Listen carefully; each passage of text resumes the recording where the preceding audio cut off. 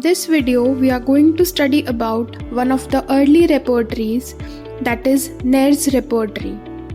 Kelvin B. Knerr compiled the repertory of Herring's guiding symptoms of our materia medica and published it in the year 1896. There are 408 medicines used in this repertory. It has anatomical or regional division into 48 chapters. Index is provided at the last. There are 4 marks of distinction in the repertory. Double thick black vertical lines represent the symptoms which are repeatedly verified and they carry the highest marks.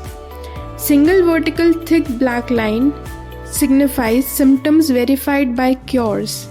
2 ordinary vertical lines signify symptoms which are more frequently confirmed, or if but once confirmed, strictly in character with the genius of the remedy. It carries the lowest value. The perpendicular dotted line are meant for observation. T sign represents the toxicological extracts and sign of hand represents the cross-reference to the related symptoms. It starts with the chapter on mind and disposition and ends with the chapter on drug relationship along with a complete index of localities and terms. The organ-wise classification follows Hahnemannian schema till chapter 34. The remaining chapters represent the reaction of the whole body. The organ-wise classification follows the following order: above downwards, from within outwards, functional symptoms first followed by organic conditions, first the parts and then the whole body. Now let's talk about the various chapters written in this repertory. The maximum number of rubrics are found in Mind and Disposition chapter, that is 553 rubrics.